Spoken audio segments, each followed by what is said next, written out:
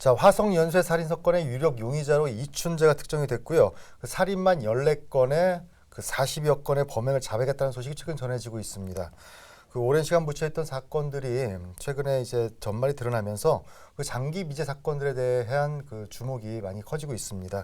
그 우리 지역에서도 풀리지 않는 미스터리를 남긴 채 해결되지 않는 사건들이 있는데 오늘 법의학자와 현장 취재 기자 통해 그 전라북도의 미제 사건들을 한번 알아보도록 하겠습니다. 전북 지역은 물론 전국 곳곳에서 망자에 억울할 수도 있는 어떤 마지막 메시지를 찾아내는 분이죠. 그 S본부의 그것이 알고 싶다의 남자 전북대학교 의대 이호 교수 자리해 주셨고요. 자, 그리고 우리 국가기관뉴스통신사 연합뉴스 사회부 정경재 기자도 함께했습니다.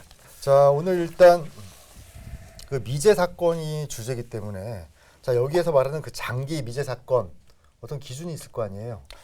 네, 일단 미제 사건이라는 거는 사건이 해결되지 않은 것을 말하는데요. 장기 미제 사건이란 그 국민의 이목이 집중될 정도로 큰 사건이어서 수사본부를 꾸렸는데도 5년 이상 해결이 안 된 사건입니다. 네. 이런 경우에는 전담팀이 넘겨받아서 수사를 하게 됩니다.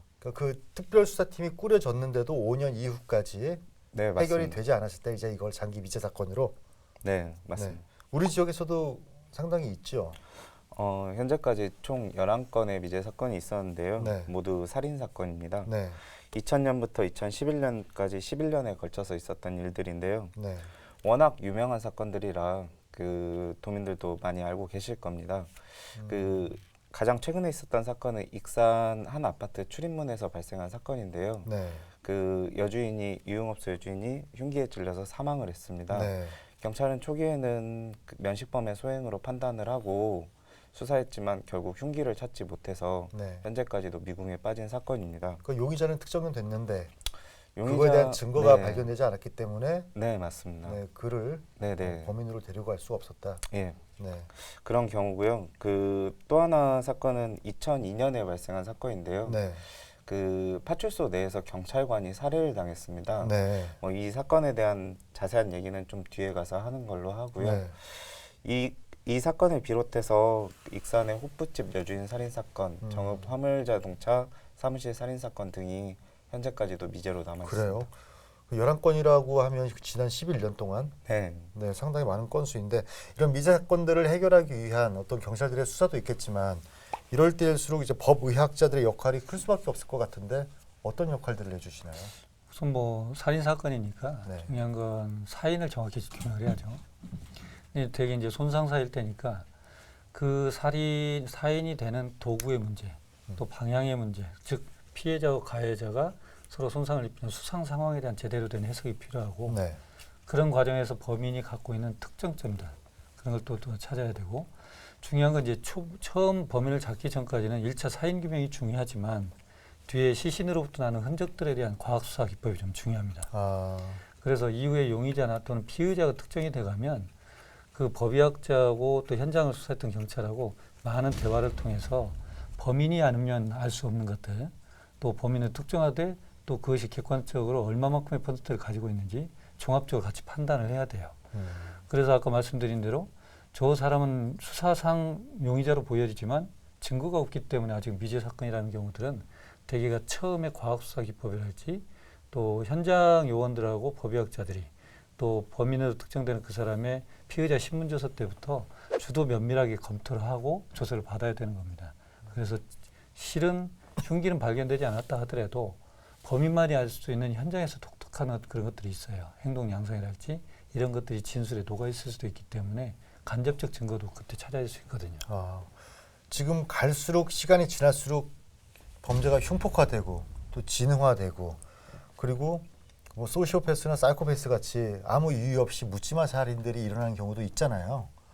그럴 때일수록 법의학자들의 어떤 역할이 그 수사상에서 상당히 클 수밖에 없는데 지금 저기 대한민국에 60여 명이 안 된다고 알고 있거든요. 그렇죠. 뭐 60여 명인데 네. 그 중에도 이제 실질적으로 지금 60여 명이란 표현은 해방 이후에 전체 법의학에 몸담았던 분을 다 포함해서 60여 명이고 실질적으로 현장에서 지금 뛰고 있는 필드에서 이런 분들은 한 31분 정도 됩니다. 그러니까 이제 실은 절대적 수치는 부족한 건 맞아요. 네. 또 그러니까 이제 개인당 의뢰되는 건수도 많고 과한 업무를 하고 있지만 중요한 건 이렇게 특정한 미제 사건 같은 경우는 같이 토론하는 데 있어 그건 할 수 있는 시간들은 있죠. 아, 그래서 공조 체계가 상당히 중요하다. 그렇군요. 자, 일단 우리 정경재 기자, 우리 아까 우리 전라북도 지역에 있던 미제 사건 이야기했을 때 전국을 상당히 떠들썩하게 했고 지금까지도 많은 분들이 상당히 궁금해하는 사건이 하나 있어요. 실종 사건인데 이건 미제 사건에는 들어가지 않나 봐요. 그 2006년 발생한 사건인데요. 네네. 그 전북대 여대생 실종 사건입니다. 네. 그 가족들이 그 전단을 배포하는 과정에서 그 이 학생이 수의학과에 다니는 이윤희 씨라는 게 밝혀졌는데요. 네. 앞서 말씀드린 대로 실종 사건은 그 전담팀이 수사하는 게 아니라 아, 여성 청소년 수사팀이 수사를 하고 있기 때문에 이 사건 같은 경우는 미제 사건으로 분류되지는 않습니다.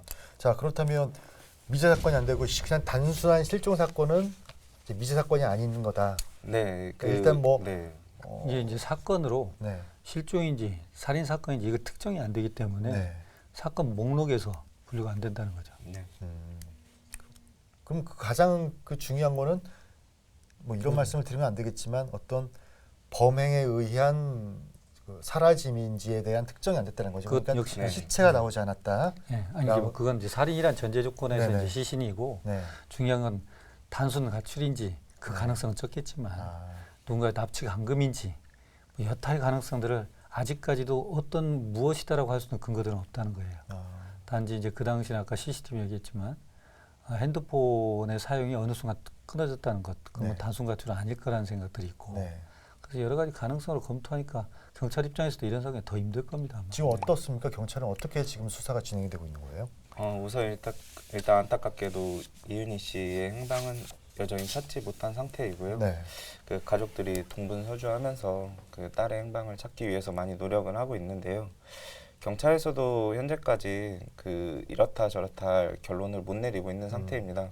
때문에 현재 그 당시에 수사를 했던 경찰관들이 남아 있기는 하지만 네. 현재 이 수사가 진행되고 있다고 말하기는 좀 어려울 것 같습니다. 그래요. 이런 사건들 사고들이 시간이 지나면 기억에서 잊혀지고 네. 또 그 수사를 담당했던 경찰관들의 어떤 그 열정 같은 것도 떨어질 수밖에 없기 때문에 단시간 안에 빨리 해결되는 게 사건들은 가장 중요한 거 아니겠습니까? 물론 뭐 빠른 시간에 해결은 당연한 얘기죠. 네. 근데 그런 여러 가지 시스템이 아마도 지방청별로 미제 사건 전담반을 만들었던 것은 각 경찰서에 근무했던 그 당시의 수사관들은 또 이동을 해야 되는 거고 네, 연속성이 깨져요. 네, 그런 것 때문에 지방청 단위로 청 내에서 이동이니까 미제 사건 전담반을 늦게나마 만들지 않았나 이런 생각이 그것만 들어요. 다행이라고.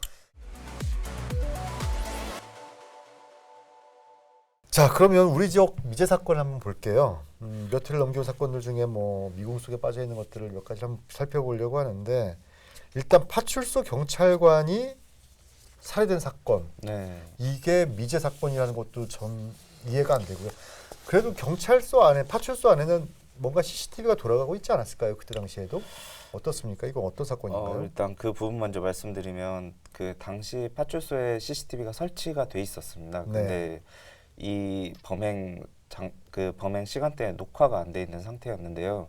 이게 지금은 이해할 수 없는 문제지만 네, 당시에는 열악한 품질의 비디오 캠코더를 파출소에 설치하는 경우가 많았기 때문에 간혹 이렇게 녹화가 되지 않는 경우도 있었다고 합니다. 네, 이후에는 지금은 대대적으로 교체가 돼서 지금 실시간 녹화가 가능한데요. 네.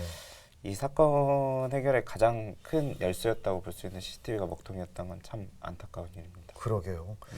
그리고 이제 이게 뭐 스스로 목숨을 끊었다라고 볼 수도 없는 것들이 그 현장 자체가 네, 예, 이거는 누군가에 의한 타살일 수밖에 없다라는 네. 정황이기 때문이죠. 2002년도에 순찰을 마친 동료 경찰관들이 네, 숨진 경찰관분을 발견했는데요. 네, 6차례나 흉기에 찔린 상태였고 그렇죠. 그 소지하고 있던 389경 권총이 사라졌습니다. 네, 권총 안에는 실탄 4발과 공포탄 1발이 있었는데요. 그 이러한 정황을 봤을 때 이게 자의에 의한 사망이라기보다는 네. 타의에 의한 사망이라는 쪽으로 무게를 싣고 경찰도 그 부분에 맞춰서 수사를 했습니다. 사건이 있은 뒤에 어느 정도 한 3일, 4일 그제 용의자들이 검거된 걸로는 알고 있는데 어떻습니까? 이때는 어떤 일들이 있었나요? 3, 4일 만에 검거가 됐다고 경찰 내부적으로는 얘기를 하는데요. 네. 그 사건 발생 4달이 지나고 언론에 발표를 했습니다. 아, 그 용의자 3명을 검거해서 공개를 했는데요. 이들 용의자들은 진술을 한 내용을 보면 그 백경사가 사망하기 이전에 오토바이를 타고 가다가 단속에 적발됐습니다. 모두 무면허 상태였고요. 그래서 오토바이를 압수당하니까 이걸 찾으러 사건 당일에 파출소를 찾아간 겁니다. 이 과정에서 오토바이를 돌려달라는 용의자들과 백경사 사이에 실랑이가 있었고요. 네. 이 과정에서 흉기로 살해를 했다 이렇게 진술을 했습니다. 그런데 이 용의자들이 진술을 얼마 지나지 않아서 번복을 합니다. 했지요. 예.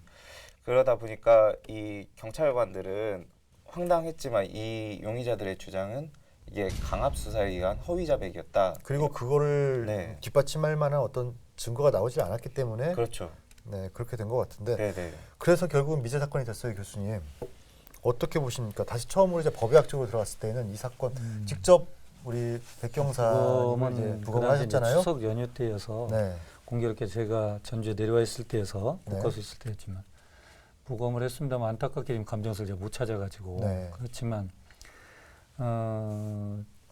그 당시에 이제 보여지는 손상이 이분이 방어를 많이 했거나 또는 칼이 사용됐으니까 방어 손상이 있거나 또는 세 사람이었다 치더라도 누군가에 의한 제압, 억압 손상 같은 것이 있어줘야 되는데 그런 것이 너무 없이 자착만 있는 상태예요. 그러니까 몸에 가해자하고 어떤 몸싸움이 있었다면 흔적이 좀 남아있을 가능성이 많지만 전혀 그런 것이 없어서 자착 외에는 특정하게 법의학적으로 얘기할 수 있는 것이 없어요.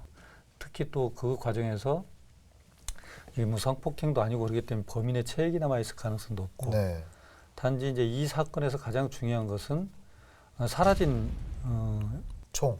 네. 총을 찾아내지 못하면 범인을 특정할 수 없는 막다른 골목으로 가버린 거죠. 네.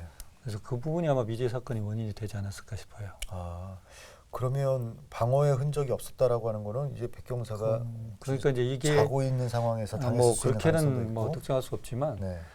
내가 흉기가 나를 향해서 올 때 그걸 인지하지 못하고 있는 상태. 뭐 그렇게만 생각하시면 불의의 됩니다. 습격이라고 생각을 하면 보통 이런 민세 사건 같은 경우는 경찰에서 제보를 받기도 하는데 지금 제보는 계속 이루어지고 있나요? 이런 11건이나 된다는데 미제 사건 같은 경우는 시간이 많이 흘렀기 때문에 물증이 없는 경우가 대부분인데요. 네. 그 목격자나 그 피해자 가족과도 연락이 닿지 않는 경우가 대부분이라고 합니다. 그래서 한 달에 결정적인 제보가 오는 건수를 한 달이나 1년으로 환산하기는 좀 어렵고요. 간혹 사건에 대해서 할 말이 있다 이 정도 얘기는 종종 있다고 그 정도? 합니다. 예. 어떻게 어디까지 수용을 해야 되나요? 우리 법의학자 입장에서는 이런 제보들을. 근데 이제 그건 뭐 어떤 제보가 오더라도 그 제보의 신뢰도를 평가할 수 있는 것이 현장에 남아있는 어떤 증거들이 있을 때 그 네. 진술에 대한 주관적 진술을 객관적으로 비교할 수 있거든요. 근데 이런 경우는 그러한 것이 없고 중요한 건 유일하게 총기의 소지를 밝힐 수 있는 사람, 네. 그 소재를 알려주고 그걸 찾아낸다면 그 사람만 유일한 그럴 것 같아요. 용의자가 되기 때문에 다른 제보, 총에 관련된 거 외에는 없을 거예요. 대한민국에서 총이라는 게 어디 드러내놓고 차고 다닐 수도 없는 거고 네. 지금 어딘가에 가지고 있다면 집안에서 보관을 하든지 어디 사람들의 인적이 드문 곳에 버렸던지 네. 그럴 수밖에 없는 건데. 이게 어려운 것이 3인이 만약에 범행을 했다면 3인 간의 진술에 어긋나는 부분도 분명히 있고 3인의 공범 중에서도 주범이 또 있을 수 있거든요. 네. 그 주범에 대한 논란이 3인 사이에 생기게 돼요. 네. 우리 저 이태원 살인 사건처럼. 네네네. 또 하나는 총기에 대한 부분이 분명히 셋에 의해서 갈라져 나오는 의견들이 있거든요. 네. 그래서 이런 부분은 상당히 어렵게 그러니까 우리가 처음에 강력 사건이라고 했을 때도 접근할 때는 전체 넓게 여러 가지 가능성을 검토하면서 가야 되는데 너무나 급하게 용의자를 특정하다 보면 네. 그 현장에서 놓치는 것도 있다.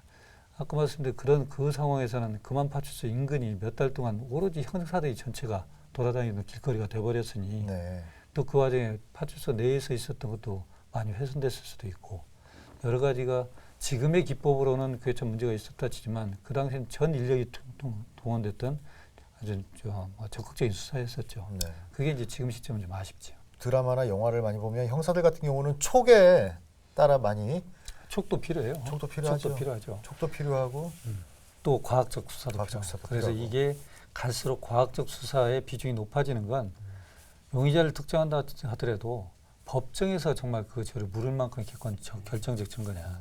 그래서 이것이 앞으로는 공판 중심주의가 되니까 과학 수사 기반으로 하는 것이 더 많은 비중을 차지하게 될 것이다. 차지하고 있고. 그 촉에 따른 과학적 근거를 제시하는 게 과학수사다 이렇게 네. 보면 되겠네요. 자 이제 화성 연쇄살인 사건 한번 또 들여다볼게요. 자 DNA로 붙잡았어요 범인을. 그런데 우리 교수님께서도 이에 대해서 상당히 많이 분개하셨는데 왜 이제서야 보도가 됐느냐?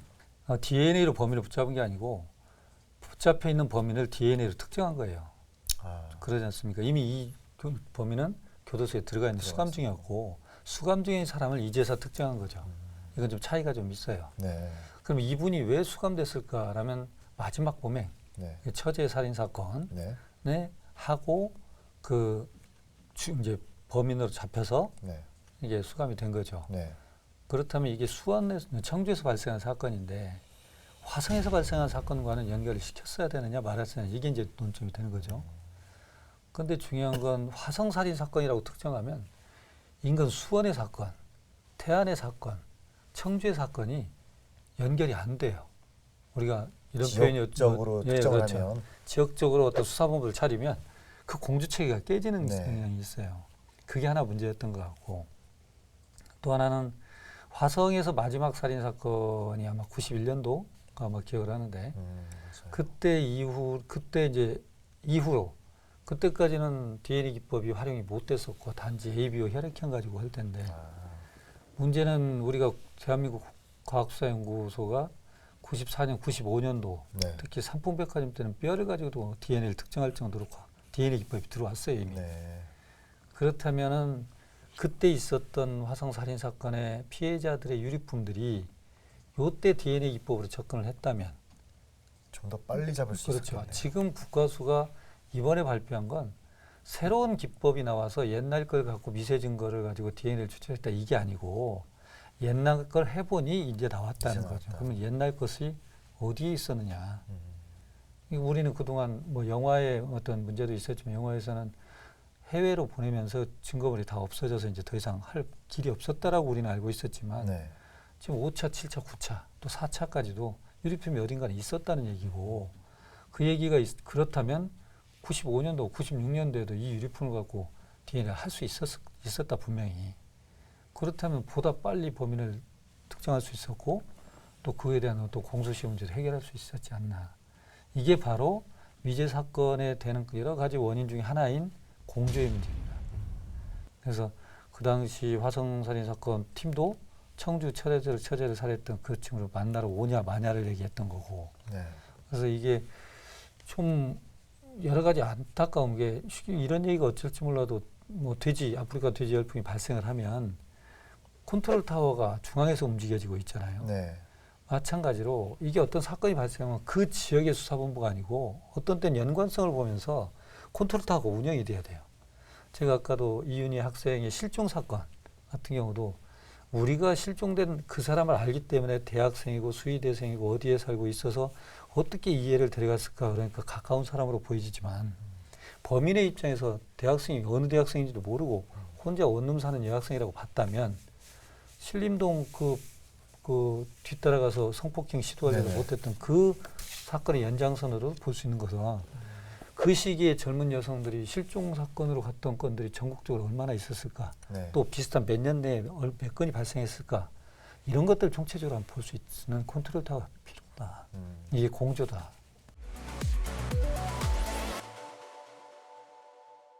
우리 전라북도에는 전담팀이 몇 명이나 있나요? 팀에?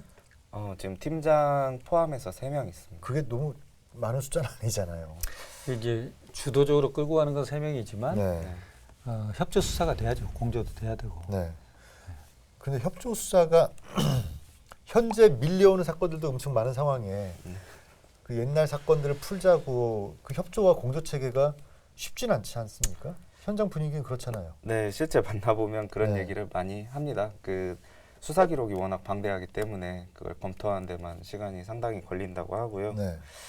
그 일단 그 증거 같은 경우가 일선서에 있는데 이게 취합이 되는 과정에서도 조서와 안 맞는 부분도 있고 하다 보니까 이걸 일일이 확인하는 작업을 거치다 보니까 인력 증원에 대한 필요성이 나오고 있습니다. 일선. 그렇죠. 그런 것도 있어요. 왜냐하면 이제 그 다른 사람이 수사했던 기록을 내가 다시 검토를 하는 거기 때문에 마치 그 사람이 수사를 잘했느니 뭘 빠뜨렸느니 이런 부분에 대한 지적같이 보여서 그 당시 형사들이 협조하는 데는 상당히 서로 간에 또 감정적인 그럴 수 부분도 있을 있어요. 거예요. 네. 그래서 이런 부분이 누군가 우리가 항상 문제가 되는 게 어떤 일을 누가 잘했고 못했고가 아니고 그것을 더 잘할 수 있었던 길을 같이 고민해보자 이런 시스템으로 가야 공조 협조가 되는 것이지. 그렇죠.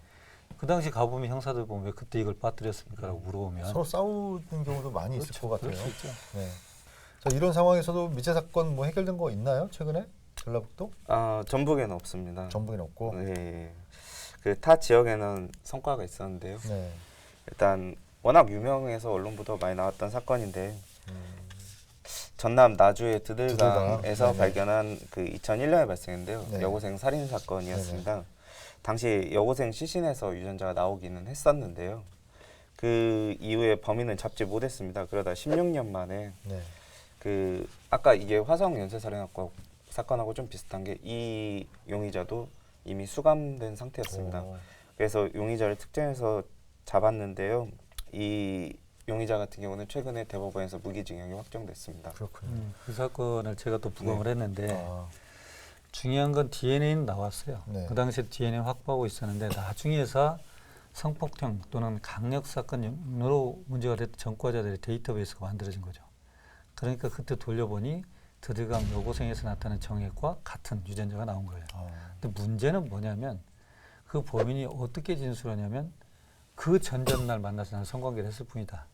그러니까 성관계의 목적으로 만나서 성폭행 이후에 살해한 것이 아니고 나는 성관계만 하고 며칠 전에 헤어졌을 뿐이다. 합의하에 성관계를 하고. 뭐 그거야 이제 하니까, 그렇지만 이렇게 굉장히 범인들의 진술도 굉장히 진흥화해 가고 있어요. 그러니까 단순히 검출됐다고 해서 이게 뭐 범인이다 이렇게 할 수도 없고 네. 그러니까 앞으로 수사도 마찬가지입니다.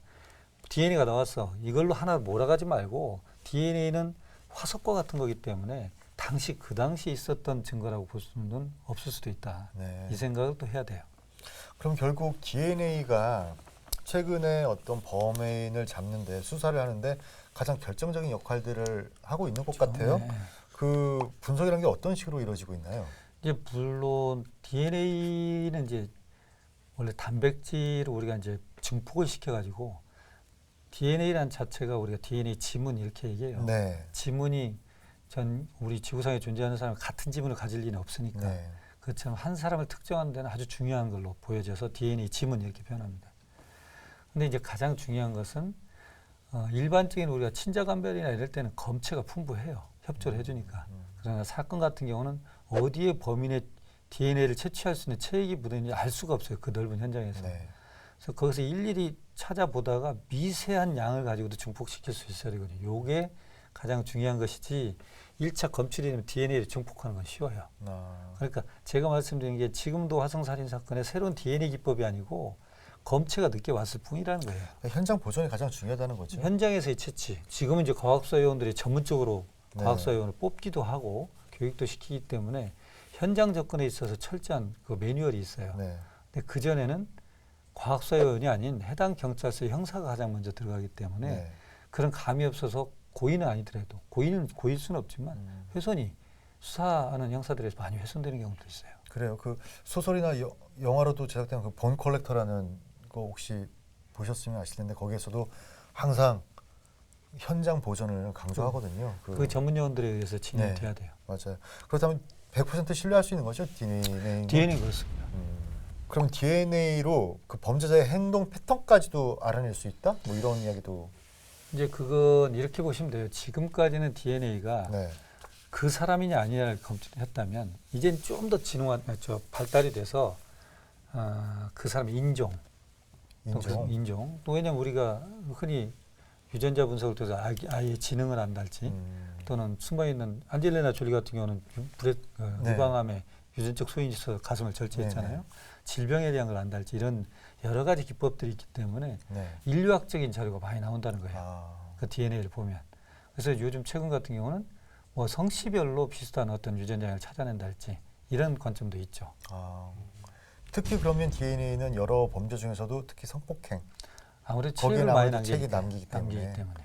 거기서도 또 유형들이 나올 수 있는 거 있나요? 지금 그렇게도 가고 있죠. 어, 그래서 최근에는 풀리지 않았던 강력 사건 중에 네. DNA에서 특정 성씨 몇 군데를 몇 아. 가지 성씨를 얘기해서 범인을 잡은 적도 있어요. 자, 아까도 잠깐 말씀을 드렸는데 촉에 의한 수사도 중요하다고 이야기하셨잖아요. 그런데 이게 잘못됐을 경우에는 그 애먼 사람 잡을 수도 있는 게 분명히 있어요. 네. 네.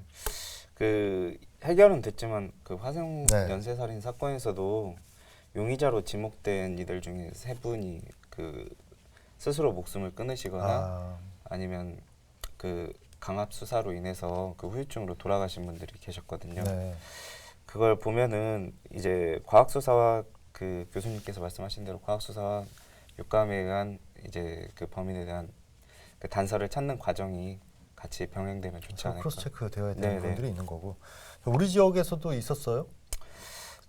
이거 워낙 이것도 큰 사건이었죠. 유명한 네. 사건이었죠. 그 익산 택시기사 살인 사건인데요. 네.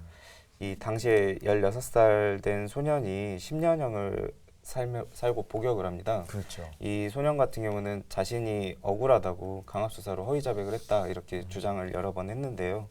이게 받아들여지지 않다가 최근 법원이 이 소년에 대해 재심 판결에서 무죄를 선고했죠.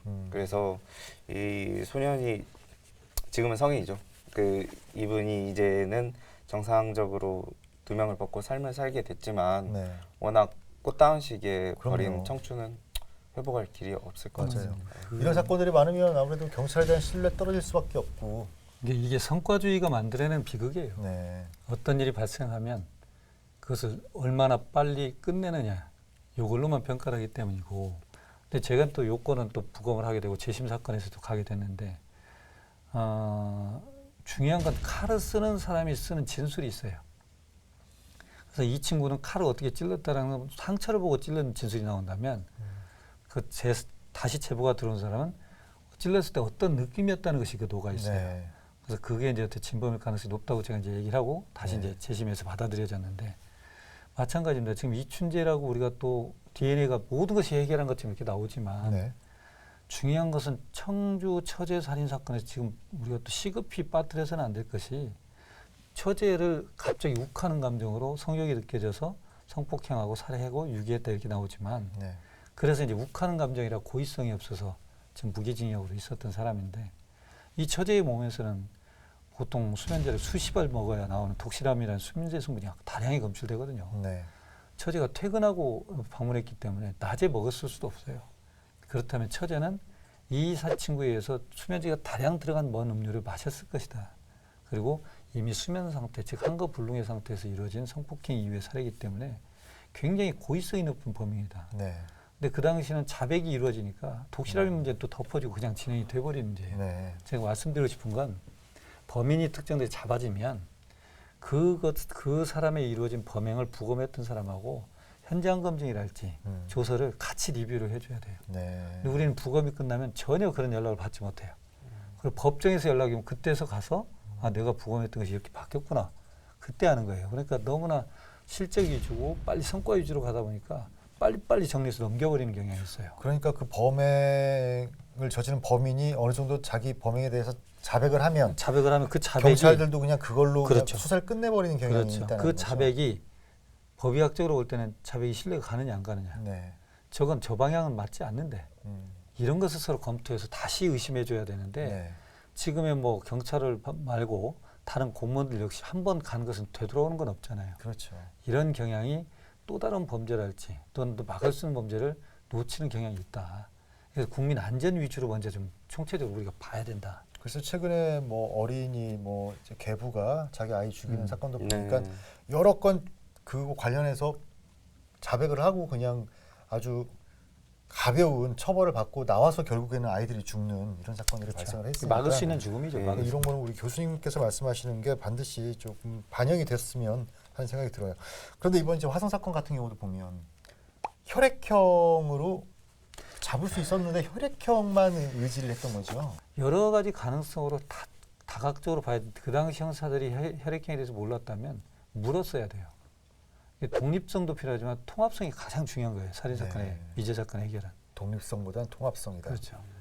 그렇게 이렇게 사건이 안 풀릴 때 또 현장 취재 기자들끼리도 모여가지고 기사는 못 쓰지만 가지고 있던 정보로 여러 가지 이야기들을 또 만들어내고 또 예측 기사도 쓰기도 하잖아요. 네, 사실 위험한 건데요. 네네. 그 일부 언론에서는 그 쉽게 용의자를 단정하는 식으로 기사를 쓰거나 아니면 확인되지 않은 사실을 부풀려 쓰는 경우들이 있는데요. 네.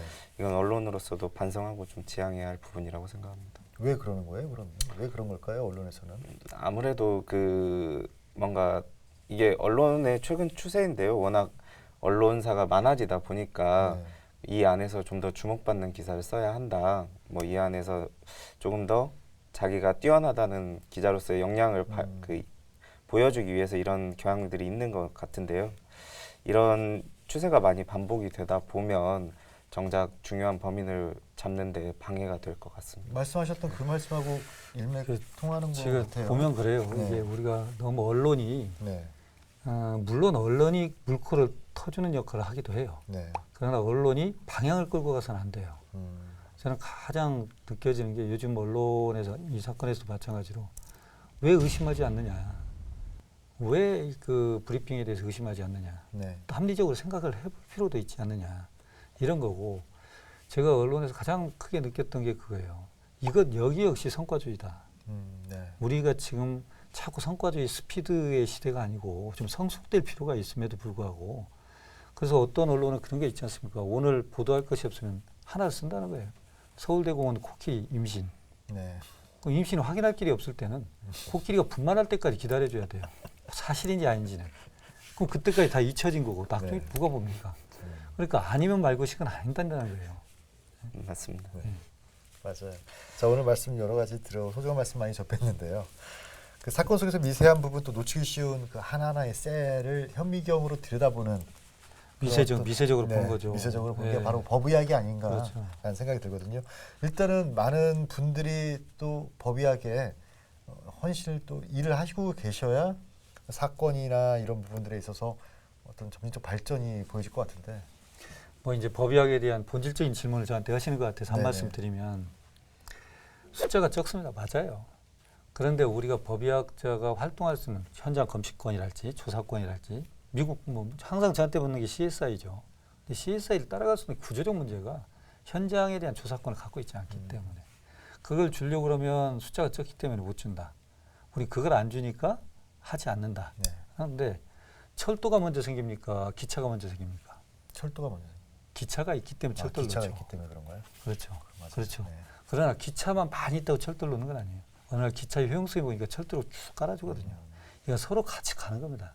그래서 법의학자의 숫자는 1차 기차가 잘 만들고 성능이 좋아야 되지만 그게 느꼈다면 이제부터라는 철도를 깔아줘야 돼요. 네. 그래야 KTX까지 나오는 거예요. 네.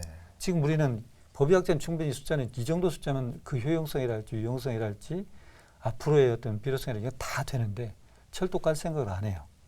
지금의 수사권 문제도 마찬가지고 이것은 국민의 안전과 또 다른 사건을 예방하기 위해서 꼭 필요한 우리 방어 시스템이다. 그런 차원에서 그 현장에 대한 어떤 전문가의 임장 그리고 그 조사권이 확보돼야 된다. 이게 지금 우리 그 G20 국가 내에서 이루어지는 우리가 갈 수 있는 자존심 문제다. 이렇게 봅니다. 자, 앞으로 또 계획은 어떻게 계세요? 어려운 분을 모셔서 오늘 많은 걸 여쭤보는데 아니 뭐 계획은 열심히 해야 되는 거죠. 또 후학 양성해야 되고. 후학 양성하시고. 네. 자, 우리 정경지 기자도 이제 현장에서 열심히 취재를 하고 계실 텐데 앞으로 좋은 기사 또 꼼꼼히 현장 살펴주신 기사 기대를 할게요. 오늘 방송 어땠어요? 오늘 그 교수님하고 네. 여기 앵커님하고 만나서 뵈서 너무 좋았고요. 네. 다음에 또 이런 기회가 있었으면 좋겠습니다. 그래요. 이런 그럴 기회가 테니까 있으면 안 돼. 사건이 있으면 안 되고. 저희가 또 다른 건으로 네. 요청을 하면 꼭 나와주시기 바랍니다. 자, 네, 아직까지도 해결되지 않은 미제 사건들이 전라북도에서는 11건이나 있습니다. 이 사건들이 모두 빠른 시일 안에 해결되기를 바라면서 오늘 키브로드 전주방송 막걸리 시즌3 배반당자 마치도록 하겠습니다. 고맙습니다.